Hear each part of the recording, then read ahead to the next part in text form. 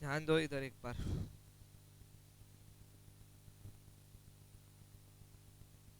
दिख रहा है क्या उधर? नहीं ना? ठीक है। मिस्टेक पढ़ा। मिस्टेक क्या रहता? मिस्टेक सीधा वर्ड रहता। मिस्टेक का सेक्शन 2021। मिस्टेक कितने टाइप के हैं? एक है मिस्टेक ऑफ और एक है mistake of. Mistake of law में एक है इंडियन लॉ वाला और एक है किसमें गलती मानी जाएंगी। और फॉरेन में, फॉरेन में आपके पास में एक्सक्यूज है। क्या एक्सक्यूज है? आप ये बोल के बच सकते कि मुझे मालूम नहीं था।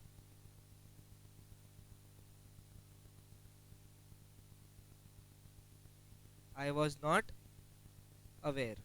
ये एक्सक्यूज आप दे सकते हो काय में? फॉरेन में। लेकिन इंडियन लॉ के लिए ऐसा एक्सक्यूज नहीं दे सकते। समझा क्या? तो mistake under Indian law is punishable and mistake under foreign law is not punishable. इसको आप बोल सकते हैं एक्सक्यूजेबल। ठीक है। और अब आते हैं मिस्टेक ऑफ फैक्ट पर। इसमें क्या क्या है?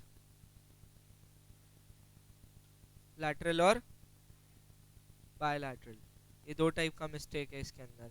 यूनिलैटरल मतलब एक सिंगल पार्टी की तरफ से मिस्टेक है, और बाय में दोनों भी पार्टीज की तरफ से मिस्टेक है। समझा क्या? अगर एक party is under a mistake तो वो तो ठीक है, और क्या बोल सकते हैं उसको? ये पॉसिबल है कि ये मिसरिप्रेजेंटेशन हो सकता है, क्योंकि सिर्फ एक ही पार्टी गलती में, दूसरी पार्टी गलती में नहीं है, तो ये पॉसिबल है। लेकिन जब दोनों भी पार्टीज गलती में है तो इट इज डेफिनेटली मिस्टेक। ये समझा क्या? जैसे क्या, ए ने जब बी को कॉल किया तो ए को पता था कि उसको खाने का तेल चाहिए, ठीक है, लेकिन बी दोनों भी टाइप के ऑयल्स में डील करता। तो यहाँ पर बी ने पूछ लेना चाहिए था कि भाई कौन सा तेल चाहिए, या तो ए ने बता देना चाहिए था कि उसको कौन सा तेल चाहिए। कुछ समझ आया? ए को तो पता था ना कि उसको ऑयल कौन सा चाहिए। ए ऑर्डर प्लेस कर रहा, ए बायर है तो ऑयल का ऑर्डर प्लेस कर रहा, बी दुकानदार है, तो ए को तो पता है ना कि उसको कौन सा तेल चाहिए, तो ए बता सकता था। ए ने नहीं बताया। चलो ए ने नहीं बताया तो कौन मालूम कर सकता था? बी मालूम कर सकता था ना। कैसे मालूम कर सकता था? ए को पूछ लेता था, भाई तेरे को कौन सा तेल चाहिए। तो यहां पर अब अगर बी ने कुछ और ही तेल भेज दिया और ए को कुछ और तेल चाहिए था, तो तुम यूनिलैटरल बोलोगे कि बायलैटरल?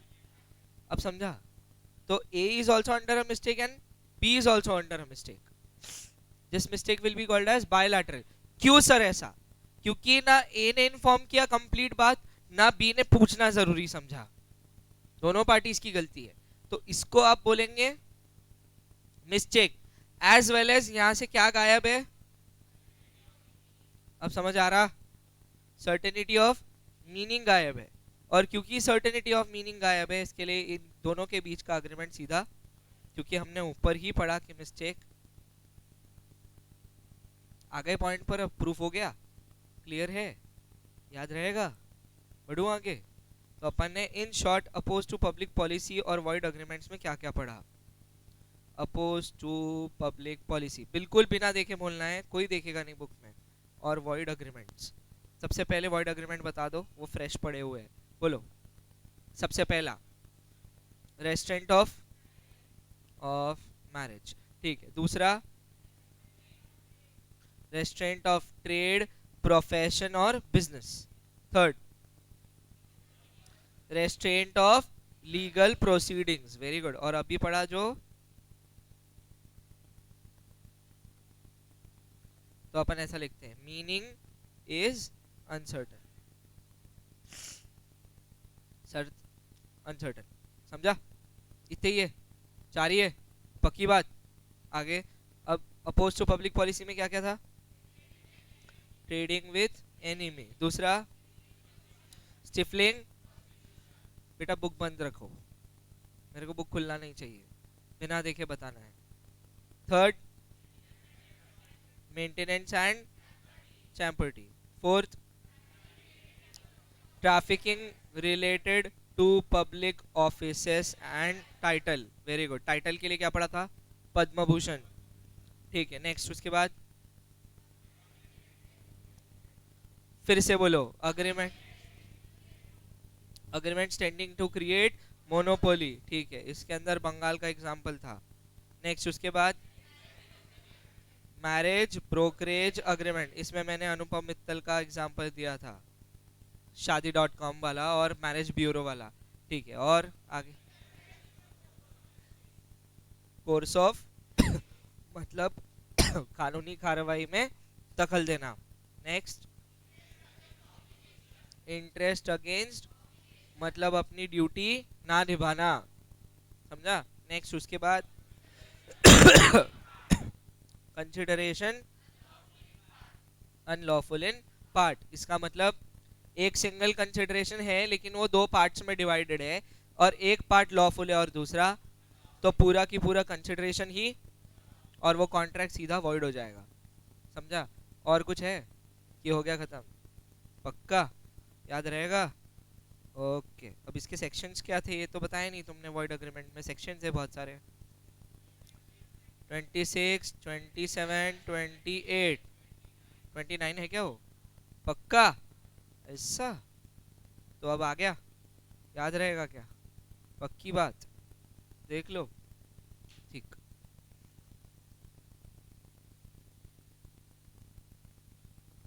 तो नेक्स्ट आता वेजरिंग अग्रीमेंट सेक्शन 30, हेडिंग डाल लो।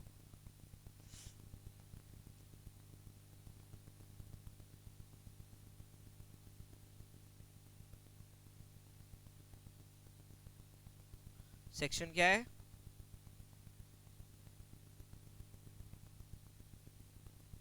क्या बोल रहा?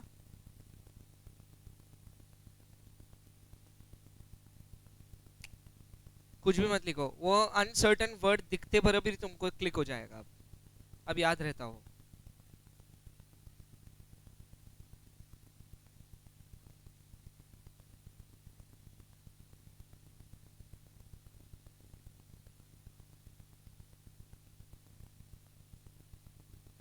हो गया? हेडिंग डाला क्या? अब वेजरिंग का मतलब क्या होता? वेजरिंग का मतलब होता शर्त लगाना। शर्त लगाना आता क्या तुमको? शर्त लगाते आती क्या? कैसे लगाते शर्त? बेटिंग और शर्त में फर्क है। शर्त बोले तो क्या बेटिंग का टाइप है? हाँ, तो कैसे करते? चल शर्त लगाया तेरे साथ, आज इंडिया जीतेंगी। फिर सामने वाला बोलता नहीं जीतती। फिर तुम बोले चल 10-10 की लगी, 10-10 रुपए, हाँ 10-10 हजार नहीं, 10-10 रुपए की लगी। मैंने बैट किया कि इंडिया जीतेंगी और वो क्या बैट कर रहा? नहीं जीतेंगी, तो ये शर्त लगाना है। हाँ, और शर्त लगाना इज नथिंग बट वेजरिंग। ये समझा क्या? तो अब कौन सी चीज़ों पे शर्त लगाई जा सकती? एक तो लगाई जा सकती तुम्हारे फेवरेट चीज़ों पे, पत्तों पे। पत्ते पत्ते उसको क्या बोलते? कार्ड्स। बाप रे, तो पत्तों पे लगाई जा सकती। दूसरी शर्त लगाई जा सकती घोड़े की रेस पर। और काय पे लगा सकते? कोई दूसरे गेम्स पर लगा सकते हो शर्त, गेम्स पर। हाँ, और भी बहुत सारी चीजें हैं जिस पे शर्त लगा सकते हैं। आजकल लोग बारिश पे भी शर्त लगाने लगे, सट्टा होने लगा उस पे भी, है ना? क्रिकेट की बैटिंग कॉमन थी आज तक के, पत्ते खेलना कॉमन था आज तक के, अब बारिश वगैरह पे भी, मतलब जितनी चीजें हैं दुनिया में ऑलमोस्ट सारी ही चीजों पे शर्त लगा सकते हैं। समझा क्या? शर्त लगाना गलत है या सही है? बोलो, शर्त लगाना ये गलत चीज है या नहीं है? बोलो।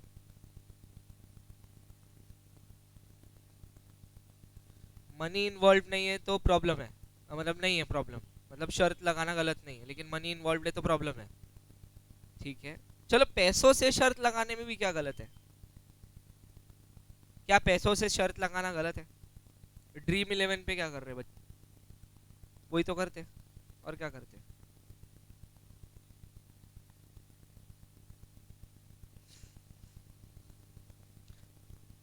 एग्जैक्टली अपन सेल्फली रिस्क लेने के लिए तैयार है। तो इसमें सर गलत क्या है?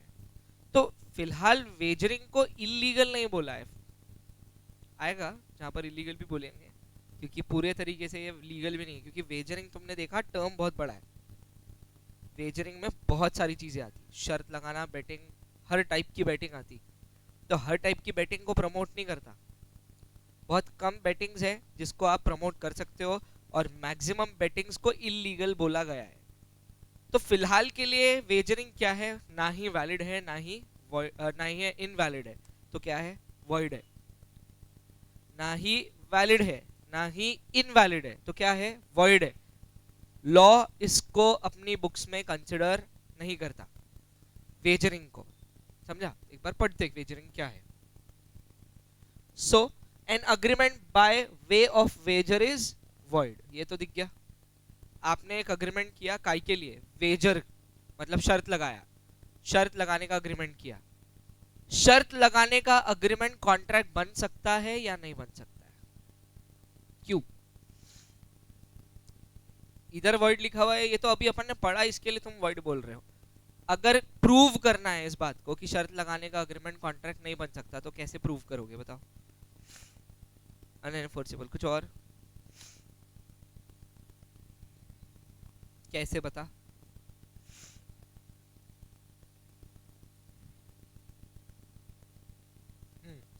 तो यहां पर ना क्या होता है, यहां पर शर्त लगा रहे हो। शर्त लगाने का मतलब है दोनों में से एक पार्टी पैसे खोएंगी और दूसरी को पैसे मिलेंगे, इसके अलावा कोई कंसिडरेशन नहीं है।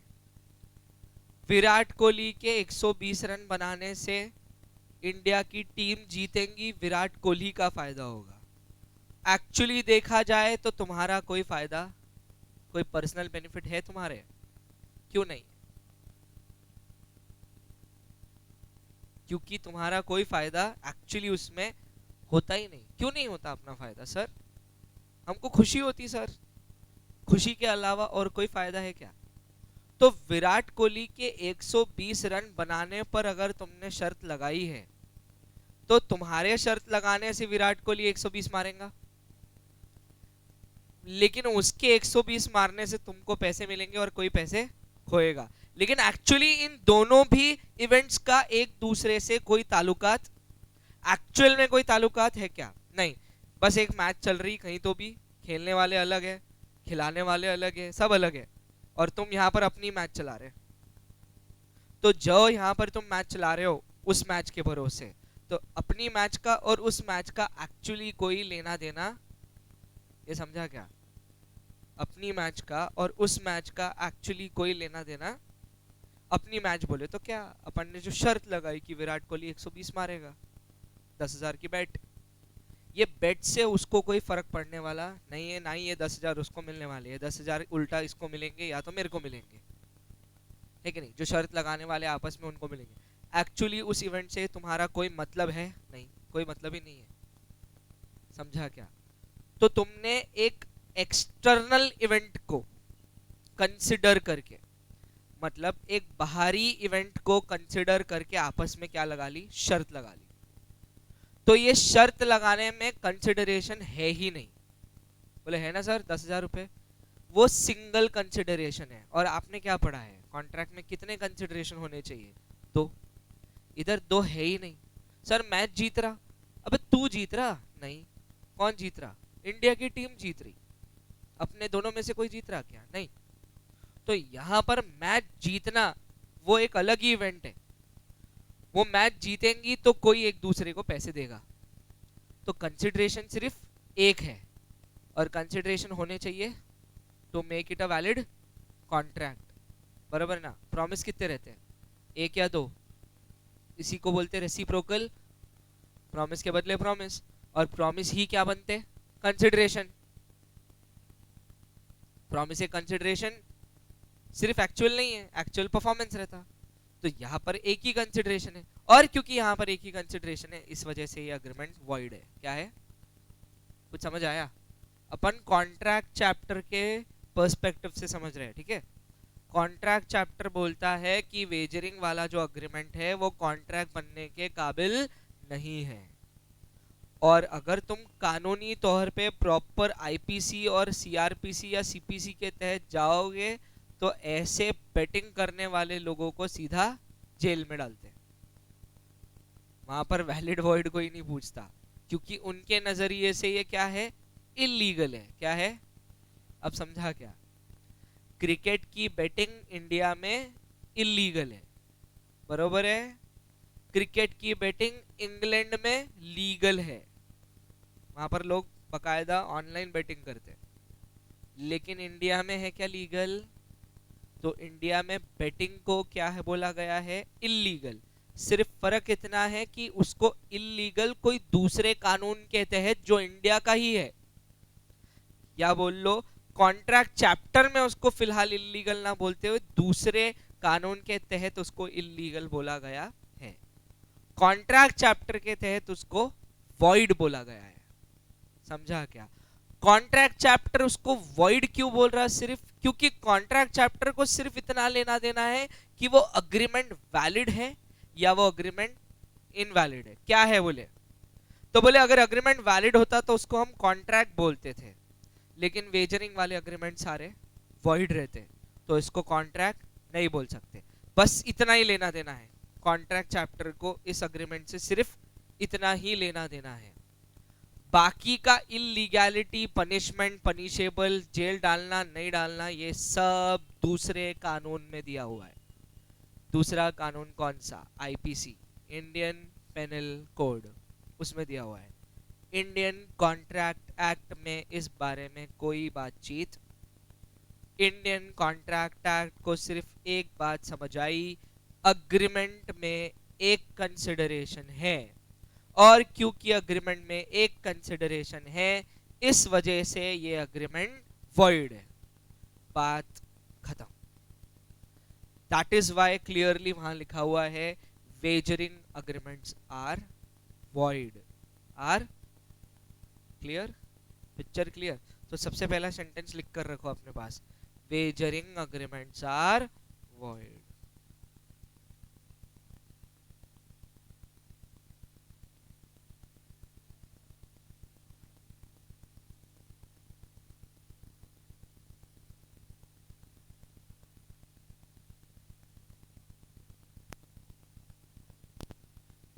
कोई ये शब्द समझा पाएगा? अनसर्टन इवेंट नहीं, सुपरवेनिंग इम्पॉसिबिलिटी को अनसर्टन इवेंट बोल सकते हैं, बराबर बोल रही हो, लेकिन मेरा वो मतलब नहीं था। बोल सकते, तेरा गलत नहीं है। Supervening impossibility is also an uncertain event. तो मेरे को मीनिंग समझाएंगे प्लीज कि अनसर्टन इवेंट का मतलब क्या है? हाँ, अनसर्टन का मतलब इलीगल होता? यहाँ पर अनसर्टन, अनसर्टन का पूरी दुनिया में इलीगल मीनिंग नहीं होता। अनसर्टन इवेंट का मतलब क्या होता? नहीं,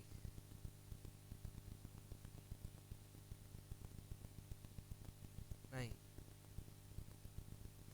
अनसर्टन का मतलब आपको पता है कि इस दुनिया में बारिश तो होती है, पता है ना ये बात? जिस दुनिया में हम रहते वहां पर बारिश होती है, लेकिन बारिश कब होंगी ये बात अनसर्टन है। इस वजह से बारिश को बोला गया अनसर्टन इवेंट। अब कुछ समझ आया क्या? तो मतलब क्या निकला इसका? अनएक्सपेक्टेड थोड़ा क्लोज है, मगर एग्जैक्टली अगर कुछ बताना है तो अनसर्टन को हिंदी में क्या बोलेंगे? निश्चित नहीं है, हो भी सकता, और समझा? Uncertainty of the event, uncertainty of the. मैंने शर्त तो लगा ली कि विराट 120 मारेगा, लेकिन सही में मारेगा कि नहीं मारेगा ये अनसर्टन है ना। विराट मार सकता है 120 रन, हाँ, उसके अंदर पोटेंशियल है, हाँ है, लेकिन किस मैच में ऐसा होगा ये पता, और जिस मैच में तुमने लगाया उसमें तो तुमने कुछ ज्यादा ही रिस्क ले लिया। अभी समझ आया? पक्का। देखो यहाँ पर अपन किसी की पोटेंशियलिटी पे डाउट नहीं कर रहे, अपन ये बोल रहे हैं कि आप जो शर्त लगा रहे हो वो शर्त लगाना डाइसी है, हो भी सकता और, समझा क्या? दोनों बातें आती, और जहां आप श्योर हो ऐसा ही होगा तो वो सर्टन इवेंट है। अभी समझा क्या? तो कॉन्ट्रैक्ट कौन से इवेंट के लिए होना चाहिए? दोनों में से कौन से सर्टन इवेंट के लिए कॉन्ट्रैक्ट्स होने चाहिए तो कॉन्ट्रैक्ट वैलिड है? रीजन? पक्की बात करो, वहां पर आप कोई भी कॉन्ट्रैक्ट पक्की बात के लिए कर सकते हो, अनसर्टन चीजों का कॉन्ट्रैक्ट होता ही, समझा? और एक तरीके से प्रूव कर देते, अभी ही थोड़ी देर पहले मैंने शर्त लगाने को क्या बुलाया? वॉइड। वॉइड बुलाया, क्यों? क्योंकि उसमें एक ही कंसिडरेशन रहता, सर, दैट्स इट। बाकी ओरिजिनलिटी कुछ है ही नहीं वो कॉन्ट्रैक्ट में, क्योंकि जिस इवेंट पर बेट लगाते उस इवेंट से एक्चुअली कोई लेना देना, ये समझा? पक्का। तो फिर एक दिन क्या हुआ? एक दिन एक फार्मर ने किसी पर्सन के साथ, कोई मान लो एजेंट के साथ, मर्केंटाइल एजेंट के साथ जो अनाज का दलाल है, उसके साथ बैठकर एक डील की। अनाज के दलाल ने बोला तुम्हारे खेत में जो भी पीक उगेगा, जितना भी उगेगा वो मेरा। फार्मर ने बोला हाँ ठीक है, कोई विषय नहीं, दे देंगे, बेचना ही है, आपको बेचो, दूसरे को बेचो, आपको बेच देंगे पूरा। पर बारिश पे निर्भर करता मेरे खेत में कितना उगेगा, उगेगा भी नहीं, या हाउ कुछ बोलते नहीं आता बोले, क्योंकि सारा किस पे डिपेंड कर रहा? कुछ समझ आ रही बात? तो फार्मर ने क्लियर पिक्चर दिया, बोले तू एक्सपेक्ट करेगा एकदम ही कि 200 किलो माल निकलेगा, तो मैं श्योर नहीं हूं, क्योंकि सारा खेल मैं मेरी मेहनत पूरी करूंगा मैं बीज बोऊंगा, खेत खलियान सब कोशिश पूरी रहेंगी मेरी, लेकिन बोले उगेगा नहीं उगेगा ये थोड़ी मेरे हाथ में है। बारिश को मैं इंद्रदेव थोड़ी हूं तो जो बारिश करा लूंगा।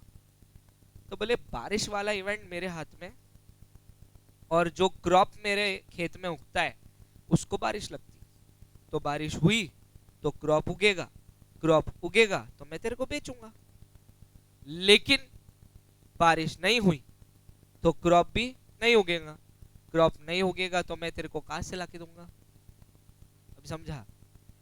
तो ऐसा अग्रीमेंट जो फार्मर ने किया किसके साथ?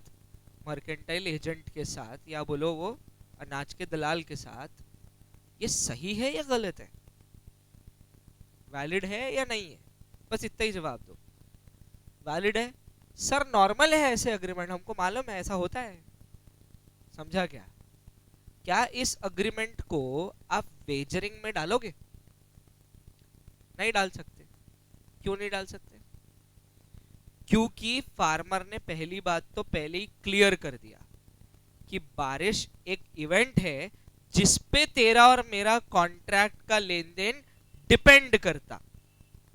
हमने बारिश के होने ना होने पे कोई शर्त लगाई है? नहीं, हमने सिर्फ क्या बोला है कि बारिश हुई तो क्रॉप होगा, क्रॉप होगा तो तेरे को बेचूंगा, तूने मेरे को पैसे देना, बात खत्म।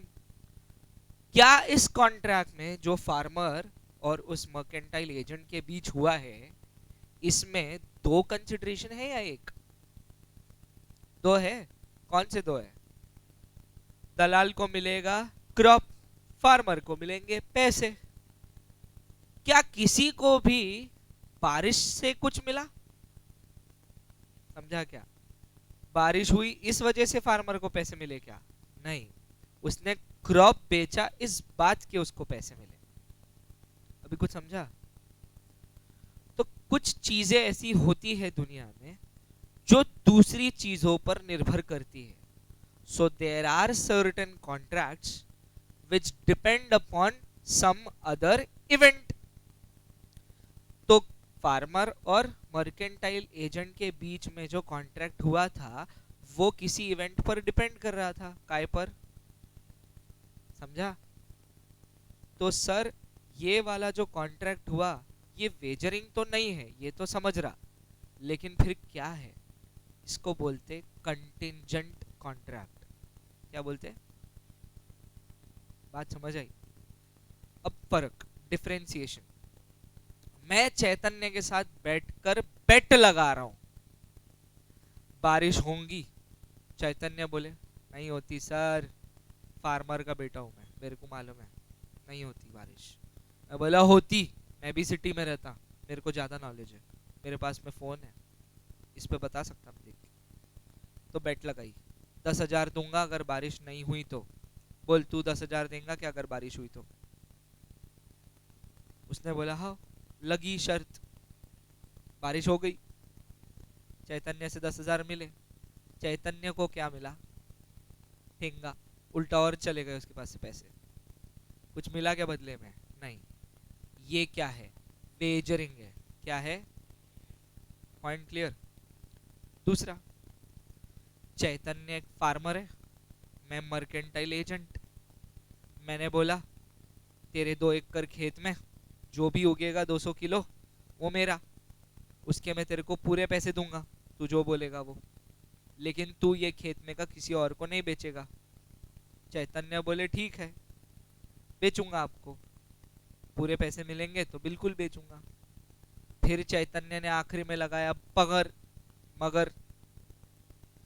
मगर बोले मेरा जो खेत है वो डिपेंड करता बारिश के होने पर, बारिश होंगी तो क्रॉप उगेगा, क्रॉप उगेगा तो मैं आपको बेचूंगा, अगर बारिश ही नहीं हुई तो क्रॉप भी उगेगा नहीं तो मैं आपको कुछ बेच नहीं पाऊंगा। फिर आप मेरे पे केस फाइल कर सकेंगे क्या? नहीं, क्योंकि चैतन्य ने पहले ही क्लियर कर दिया था कि उसके खेत में क्रॉप का उगना इज डिपेंडेंट ऑन रेन्स। ये समझा? हाँ, मैं उसके ऊपर केस कब फाइल कर सकता? जब बारिश भी हुई, खेत में उगाई भी हुई और उसने मुझे नहीं बेचा और किसी और को बेच दिया, तब मैं उसके ऊपर केस फाइल कर सकता। रीजन, उसने मुझे प्रॉमिस किया था, कॉन्ट्रैक्ट किया था। तो सर ये जो आपने अभी सेकंड वाले में बताया ये वेजरिंग तो बिल्कुल भी, तो सर ये क्या है? इसको बोलते contingent contract. Contingent contract is a contract which depends upon happening or non happening of a event। समझा? चैतन्य और मेरे बीच में क्रॉप के लेन देन का जो व्यवहार का कॉन्ट्रैक्ट था वो डिपेंड कर रहा था हैपनिंग और नॉन हैपनिंग ऑफ रेन पर। काय पर? हैपनिंग और नॉन हैपनिंग ऑफ रेन पर। समझा? अगर रेन हैपन तो contract happen, rain not happen तो contract also not happen. There will be nothing claimable in that case because the contract was dependent on rain। समझा? और first जहां पर शर्त लगाई थी वहां पर अग्रीमेंट का कोर एस्पेक्ट ही क्या था? बारिश होंगी तो मैं तेरे को पैसे दूंगा, बारिश नहीं हुई तो तूने मेरे को पैसे देना। समझ आ रहा? पक्का? शर्त लगाना वेजरिंग, और वो जो कंटिंजेंसी वाली चीज थी वो कंटिंजेंट कॉन्ट्रैक्ट। समझ आ रहा? पक्का? और एक अंतर क्या था तुमने ही बताया था, वेजरिंग में सिर्फ एक कंसिडरेशन है, हालांकि कंटिंजेंट कॉन्ट्रैक्ट में, समझा, वेजरिंग में कोर इवेंट ही शर्त लगाना है और कंटिंजेंट में कोर इवेंट शर्त नहीं है, वो साइड इवेंट है जिस पे कॉन्ट्रैक्ट डिपेंड कर रहा। पक्का? प्रॉब्लम? पक्की बात?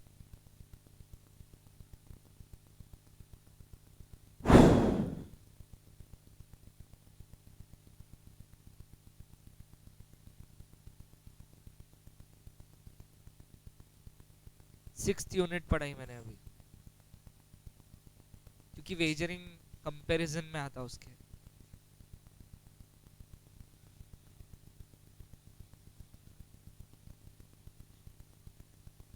क्या? Promise is a consideration but not an actual consideration. फिर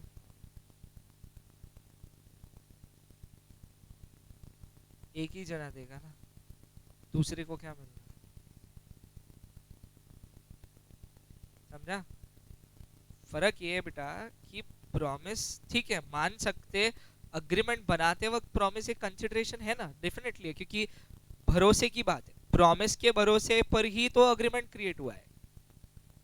पर वो प्रॉमिस का परफॉर्मेंस भी तो नेसेसिटी है, और परफॉर्मेंस जब अपन देखते हैं शर्त लगाने में तो सिर्फ एक ही दिखता, दो नहीं दिखते।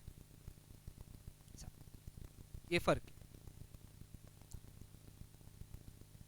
वही तो कॉन्ट्रैक्ट है। The consideration should happen to both. इसके लिए तो एक ऑब्जेक्ट रहता और दूसरा कंसिडरेशन रहता, और एक का ऑब्जेक्ट दूसरे के लिए कंसिडरेशन, दूसरे का ऑब्जेक्ट पहले वाले के लिए कंसिडरेशन। ये तो सिखाया है मैंने तुमको, पक्का गया। इस पे कोई क्वेश्चंस होंगे तो पूछ लो, बिल्कुल डेफिनेटली मैं आंसर करने के लिए रेडी हूँ। गोविंद कुछ पूछना है पूछना बिंदास। समझ भी गया क्या इतना आसानी से? मेरे को तो नहीं लगता भैया, मेरे को तो डाउट लग रहा। समझ गया कि देखो पक्का क्या क्या पढ़ाया मैंने, क्या क्या बताया, सिर्फ क्या क्या पढ़ाया ये बता। 2 टॉपिक पढ़ाए मैंने, कौन से पढ़ाए वो बोल। नहीं अभी क्या पढ़ाया? और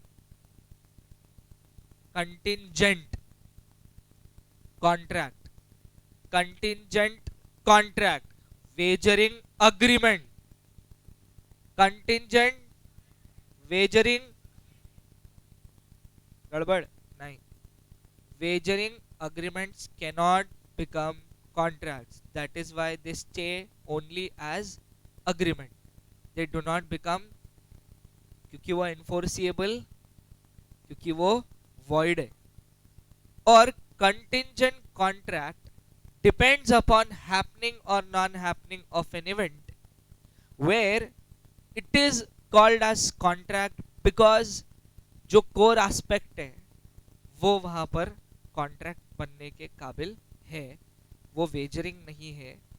wagering different, contingent contract different. Wagering is an agreement whilst contingent is a contract. तो जो कंटिंजेंट कॉन्ट्रैक्ट अगर बोला मतलब एनफोर्सेबल बाय लॉ है, हाँ है। जो वेजरिंग अग्रीमेंट बोला तो मतलब एनफोर्सेबल बाय लॉ।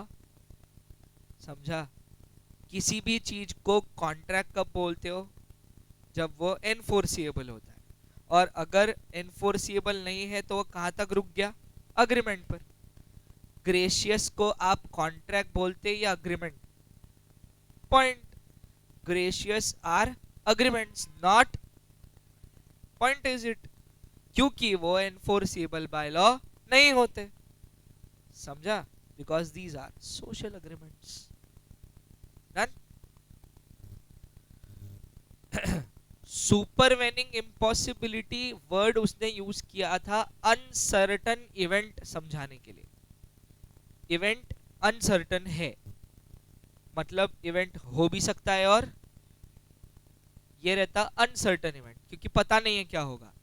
तो वैसे ही सुपरवेनिंग इम्पॉसिबिलिटी के बारे में किसी को पता नहीं रहता, क्योंकि वो हो भी सकती और, समझा?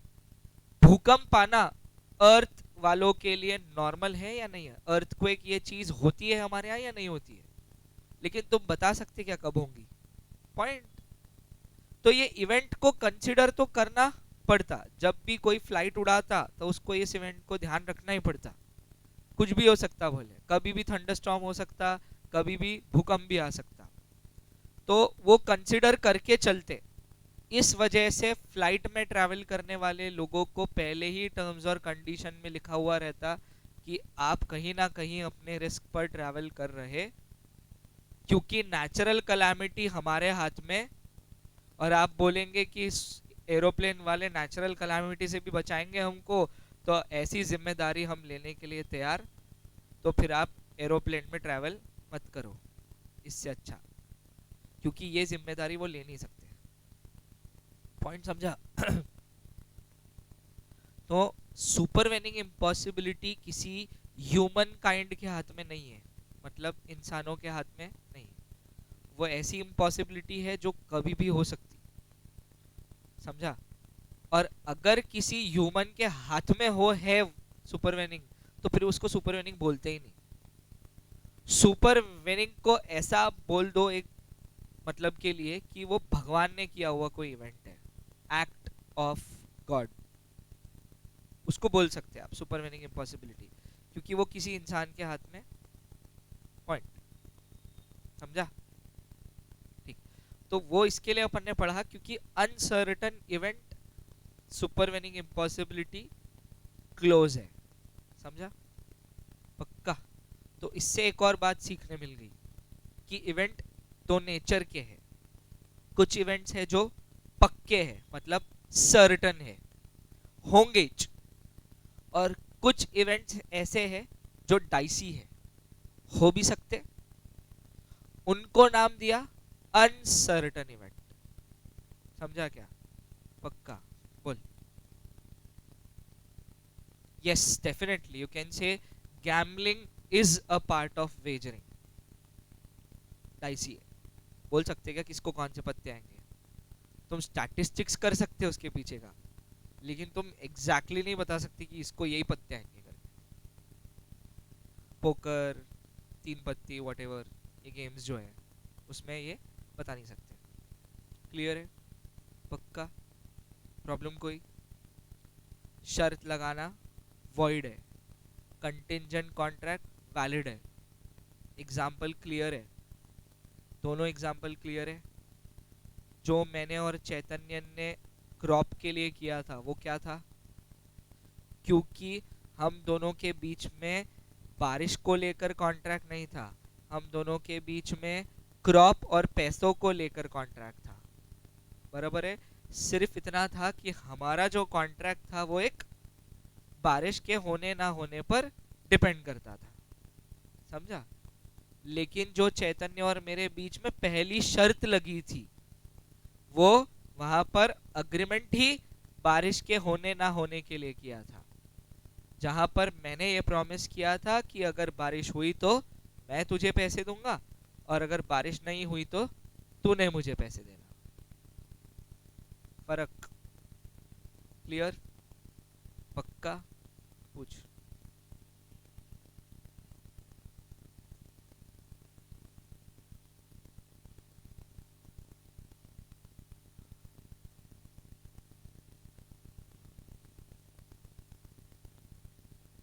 हाँ, कंटिंजेंट है बिकॉज ये कंडीशन पर डिपेंड है, प्लस एक इवेंट पर भी। इवेंट क्या है? उस कंपनी को प्रॉफिट का होना इज एन इवेंट, समझा? और ये इवेंट उनको अनसर्टन लगा, प्रॉफिट हो भी सकता और प्रॉफिट, समझा क्या? देखो, साल के पहले 6 महीने मैंने बहुत अच्छा माल बेचा तो मैं प्रॉफिट में हूं, लेकिन साल के बाकी के 6 महीने में मेरे को किस प्रकार लॉस हो जाएगा इसकी कोई गारंटी, समझा ना? तो बिजनेसमैन के केस में जब तक के प्रॉफिट एक्चुअली पूरा उसके हाथ में नहीं आ जाता तब तक के वो अनसर्टन इवेंट ही है, हो भी सकता नहीं भी हो सकता, समझा? इसमें best example to use is equity shares का डिविडेंड। बराबर है कि नहीं? बचा तो मिलेगा, नहीं बचा तो कुछ नहीं मिलेगा। बराबर है ना? यही पढ़ाया। तो equity shares are dependent on happening और नॉन हैपनिंग ऑफ प्रॉफिट। तो इक्विटी शेयर के लिए वो क्या है? कंटिंजेंट इवेंट है, समझा? वेजरिंग नहीं है। Investment is not wagering, it's different. Clear? पक्का। स्पेक्यूलेशन एक और चीज है, जो शेयर बाजार में ट्रेडिंग करते हैं, क्या वो वेजरिंग है या नहीं है? बताओ। है। मैंने क्लियरली वर्ड्स यूज किए कि वहां पर वो स्पेकुलेट करते, ट्रेड करते शेयर्स में। शेयर्स का ट्रेडिंग इज वेजरिंग। शेयर्स का ट्रेडिंग इज वेजरिंग। समझा? मगर सर कैसे? शेयर के भाव बढ़ेंगे इस पर दाव लगाया है, या तो शेयर के भाव गिरेंगे इस पर दाव लगाते, है ना? शॉर्ट सेलिंग या तो बाइंग, दोनों में से कुछ एक करोगे, तो ये सट्टा ही है।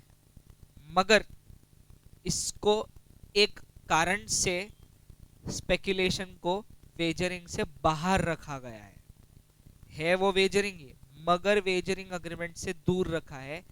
एकमात्र वजह यह है कि ये जो स्पेकुलेशन होते ये फंडामेंटल्स पे डिपेंड करते। ये कोई ऐसा नहीं है कि बोल दिया और हो जाएगा या नहीं होगा, ये फंडामेंटल्स है इसके लिए। जैसे कंपनी की जानकारी कि कंपनी का प्रॉफिट कमाना शेयर के दाम को बढ़ाएगा, कंपनी का प्रॉफिट नहीं लॉस करना शेयर के दाम को गिराएगा। तो कुछ ना कुछ डिपेंडेंसी है ना, फंडामेंटल्स है कुछ, उस पे ये निर्भर करता शेयर्स के दाम का बढ़ना और कम होना। इस वजह से यही एक वजह है जिस वजह से स्पेकुलेशन और शेयर बाजार को वेजरिंग से बाहर निकालकर अलग से रखा गया है। तो हालांकि speculation is a kind of wager. समझा? क्लियर है? पक्का? ठीक। तो लास्ट क्या पढ़ रहे हैं अपन? वेजरिंग पढ़ रहे हैं ना। वेजरिंग इधर तुम्हारे सामने है, आप एक एग्जाम्पल पढ़ सकते। एग्जाम्पल नंबर 54 दिख रहा सबको? पार्थ प्लीज वो लाइट बंद कर दे। पढ़ लो एग्जाम्पल 54, इजी है बहुत।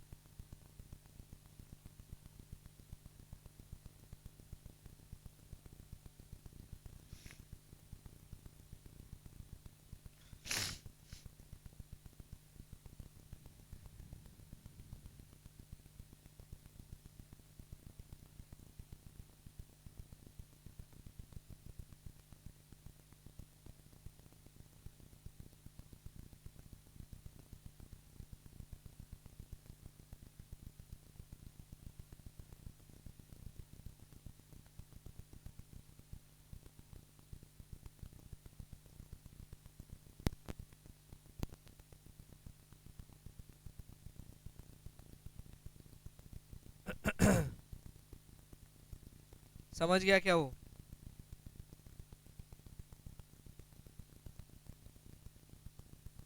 हो गया?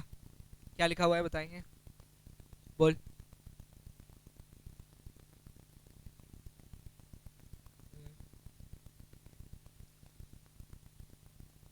हाँ, तो ये शर्त लगाना है, ये वेजर है।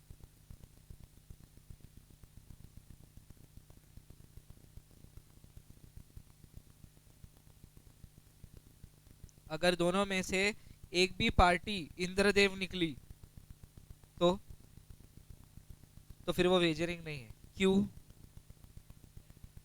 फिर तो इंद्रदेव के साथ में तुमने शर्त लगाई क्या? बोले बारिश हुई तो मैं आपको 50,000 दूंगा, बारिश नहीं हुई तो आपने मेरे को 50,000 देना। तो इंद्रदेव बारिश करवाएंगे या नहीं? करवाएंगे, 50,000 मिलेंगे ना उनको। इस इवेंट में वो करवाएंगे क्योंकि उनके हाथ में है वो इवेंट। अगर मैंने उनसे शर्त लगाई बारिश हुई तो आपने मेरे को 50,000 देना, बारिश नहीं हुई तो मैं आपको 50,000 दूंगा, तो इंद्रदेव बारिश रोकेंगे या करवाएंगे? क्योंकि उनके हाथ में है ना। इंद्रदेव बोले तो कौन? वो बारिश के भगवान है। समझा? तो अगर इवेंट उनके हाथ में और तुम उनसे शर्त लगाएंगे तो ये वेजरिंग। समझा? लेकिन तुमने किसी आम इंसान के साथ में शर्त लगाई, तो फिर वो शर्त लगाना है, क्योंकि इवेंट उसके कंट्रोल में। ठीक, इधर ध्यान दो, बताता हूँ मैं क्या कर रहे हैं अपन।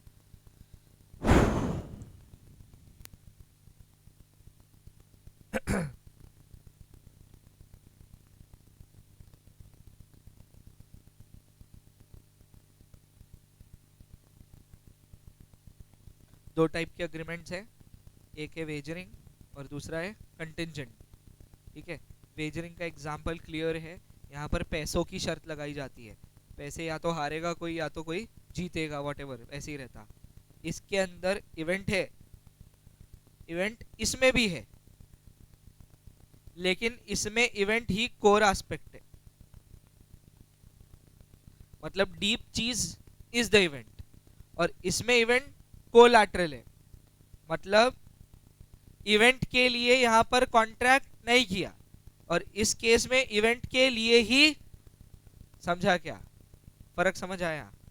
वेजरिंग में इवेंट को लेकर ही अग्रीमेंट है, और कंटिंजेंट में इवेंट को लेकर अग्रीमेंट नहीं है, क्योंकि ऊपर देख लो, ए ने क्रॉप देने का वादा किया और बी ने क्रॉप के, लेकिन क्रॉप का उगना काय पे डिपेंड कर रहा?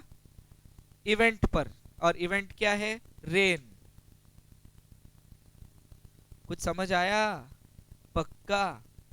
तो देखो इधर ध्यान से, ए और बी इन दोनों के बीच हो रहा है एक कॉन्ट्रैक्ट, तो कॉन्ट्रैक्ट कुछ और है प्लस इवेंट कुछ और है, तो ये क्या है? हाँ, क्या है? क्या है? क्योंकि कॉन्ट्रैक्ट कोई और चीज के लिए है और इवेंट और ज्यादा स्पेसिफिक बना देता। चलो, कॉन्ट्रैक्ट का ऑब्जेक्ट कुछ और है और इवेंट, अब ठीक है, तो ये क्या है एग्जैक्टली exactly. और अगर इवेंट ही कॉन्ट्रैक्ट है, कुछ बात समझ आई अब? तो फिर वहां पर ओरिजिनल कोई ऑब्जेक्ट है ही नहीं। ये वाला जो पिक्चर अब दिख रहा वो क्या है? वेजरिंग। और डिफरेंस निकलते ना इसके अंदर, अभी तो पढ़े अपन ने। बोलो, वेजरिंग वाले में कितने कंसिडरेशन है? 1 कंसिडरेशन, और इसमें 2 कंसिडरेशन है, बराबर है? ठीक है, तो जो एग्जाम्पल अपन ने इस केस में यूज किया कंटिंजेंट में, वो वैलिड है कि वॉइड है? और ये इसको डायरेक्ट क्या बोला हुआ है? प्लस ये महज क्या है?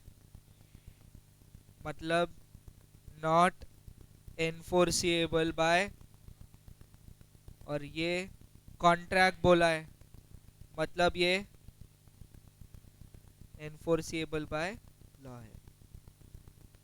Meaning clear? अब कोई कंफ्यूजन है? डन? छाप लो।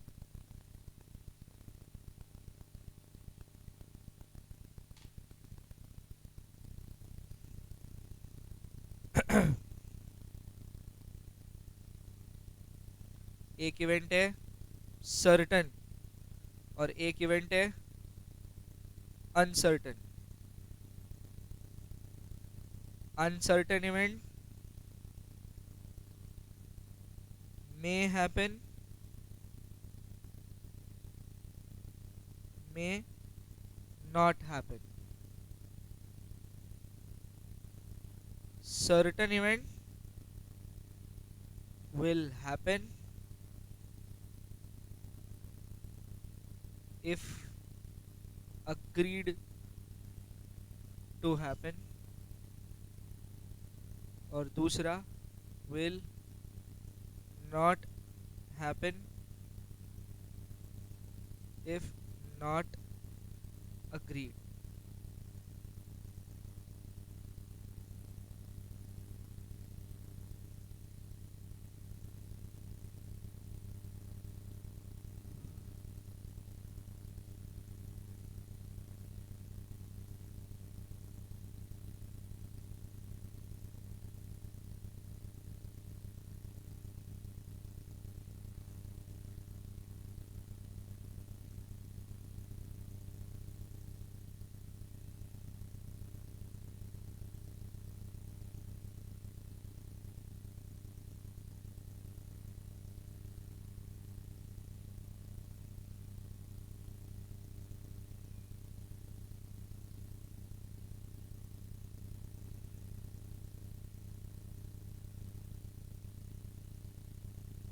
Contingency means dependency. Thus, a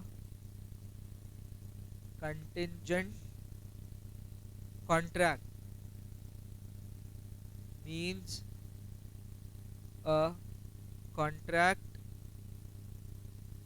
depending on the happening or non-happening of a of an event of an event.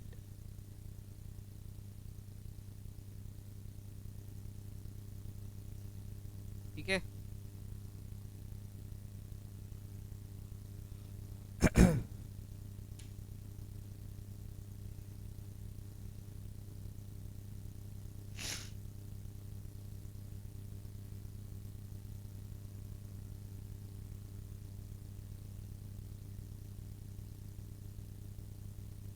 Clear? लिख लिया? थोड़ा जल्दी लिखो.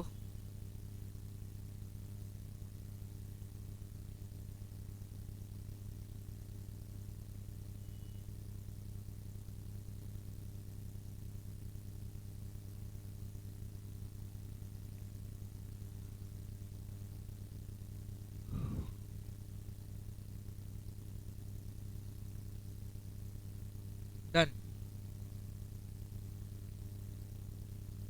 आगे का रीड कर रहा हूं. So the essence of the wager is that each side, कितनी साइड रहती कॉन्ट्रैक्ट के अग्रीमेंट में? दो.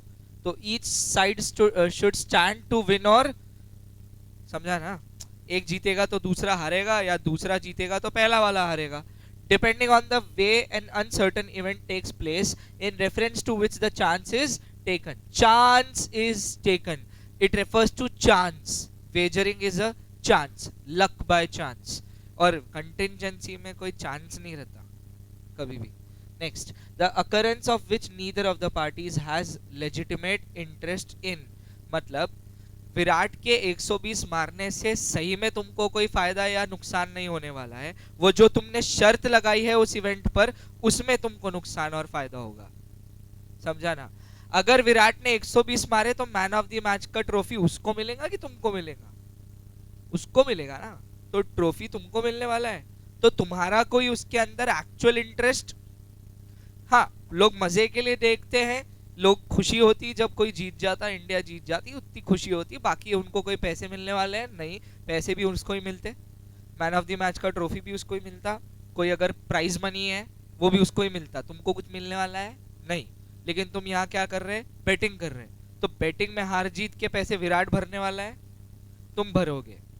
फर्क समझा? तो एक्चुअली इन दोनों भी इवेंट्स का एक दूसरे से कोई ताल्लुकात, तुमने एक जगह अपने घर बैठे बैठे शर्त लगाई है और दूसरी जगह वो एक्चुअल मैच चल रहा है, तुम्हारा और उसका कोई लेन then.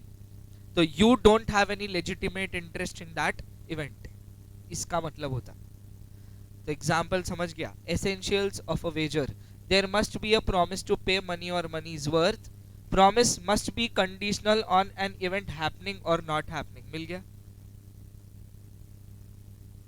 Promise must be conditional on an event और there must be uncertainty of the. Indradev, अगर इंद्रदेव के साथ में बारिश की शर्त लगाएंगे तो वो शर्त लगाना, क्योंकि इंद्रदेव के वो कंट्रोल में है. लेकिन कोई नॉर्मल पर्सन के साथ शर्त लगाई बारिश को लेकर तो वो शर्त लगाना कहलाएगा. रीजन, दोनों भी पार्टीज के कंट्रोल में वो इवेंट. समझा? Next, there must be two parties, each party must stand to lose और win. There must be common intention to bet at the time of making such agreement. He is also involved for betting purpose and I am also involved for betting purpose only. समझा? हम दोनों का भी एक ही मुद्दा है, क्या? हमको bet करना था.